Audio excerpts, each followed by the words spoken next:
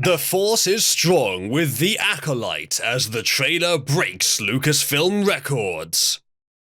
And here's the record it broke. Dislikes. 219,000 dislikes. There's a new Star Wars coming out? It's a new... Oh, hey! It's a new Disney, series. have you learned nothing from Marvel? For the last, 5 years, you have watched Marvel fade from, the cultural powerhouse it was when Infinity War came out to just nothing because they oversaturated it with, TV shows nobody cared about. And you look at this, you look at how culturally irrelevant Marvel is, and you go, yeah, we should do that to our other flagship property. We should do that to the other franchise we haven't run into the ground enough yet. Genius. Almost like it's deliberate sabotage. Genius. But here you go. This is how excited Motch gets when she's actually invested, because she actually watched all the Marvel superhero stuff. But you and I, Wes, we're more, or at least as invested in the Star Wars stuff, and it's the same thing on both sides, Motch. It's just crap shows being shit out because they want to use the IP, but they have no talent with which to take advantage of it. It kind of spoils the notion of bringing these shows back in the future, actually.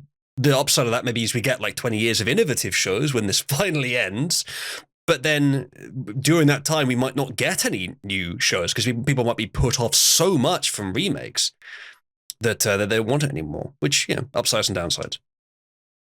But yeah, it isn't working, and every year it's becoming more clear, even to the people running Disney and Star Wars and Marvel, that it isn't working and they need to try something else. But it hasn't quite clicked in yet, in the sense that they've actually stopped.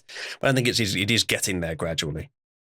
300,000 dislikes it's got to now, that video.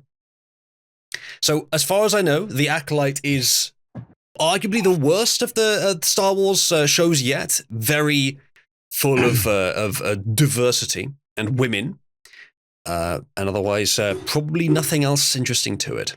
So there you go. Did have a theory. You know, when for example, a company that owns a lot of IP, say they're not doing very well, so they start selling off IP to make some quick cash.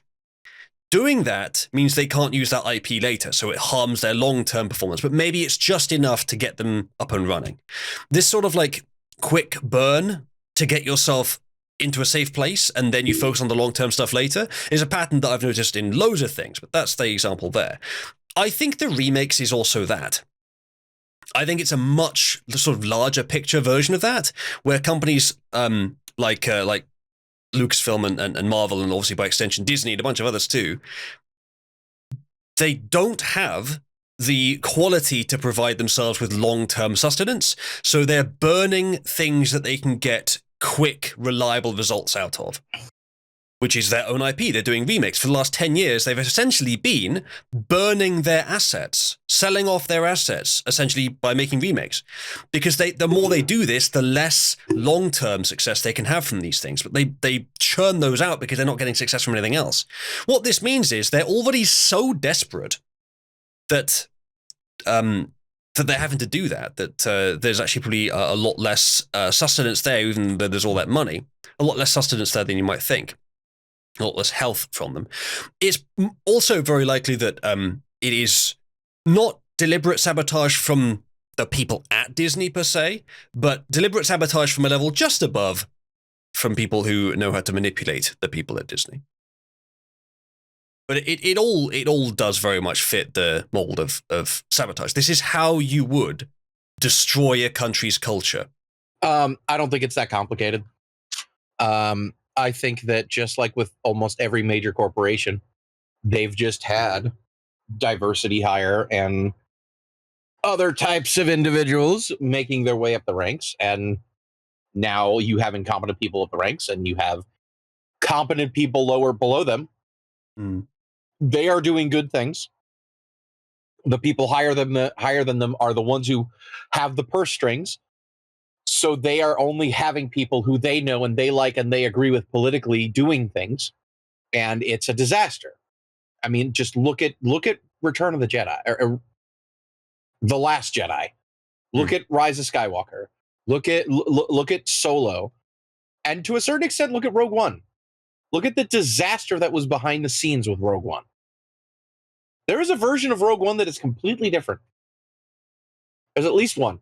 There's probably a couple. And that's the thing, man. It, like, Lucasfilm alone is a microcosm of the larger issue with Disney.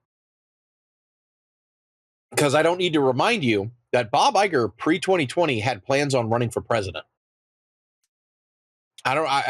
Like pre-2020, he was trying. That's one of the reasons why he started pushing this DEI shit. Because he was making inroads in politics. And then 2020 happened, and then COVID happened, and then the utter disaster that happened to Disney happened. And Bob Iger stepped back and let the other Bob in charge because he didn't want to be associated with the utter disaster that Disney was on the cusp of being. And then he thought he would come in and save it, but unfortunately, he has been damaged by the very machinations that he created. So, it's either admit you're wrong and rip out the shit that you put in, rip out the weeds that you planted, or keep it going and sink with the ship. Yeah. Because up to this point, the one thing that has saved Disney multiple times when they were in straits like this, because this isn't the first time Disney has absolutely shit the bed to a level that it's causing like sleep discomfort, right? Like it's making the bed lumpy. There's so much shit in the bed, right? Like it's happened before. It was called the late 80s and the late 90s. And right before they bought Marvel. But it's happened before. And the thing that saved it, the thing that kept them going was the parks. They didn't mess with the parks. And now they've messed with the parks and less people are going. And that's what's different between this time and all the others. So I don't know what's going to happen.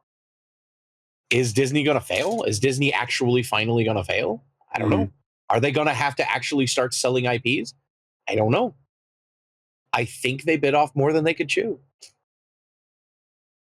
Yeah, well, what I said about the first thing I said about like how you perceive it about the burning properties by making remakes thing, that was more of a perceptual thing. I'm not saying that was the point or the objective, as some of you seem to think.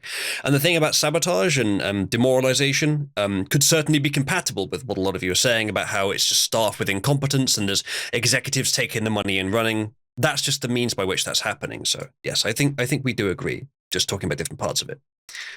So we'll probably get a chance to talk about this more today or later, but let's move on for now.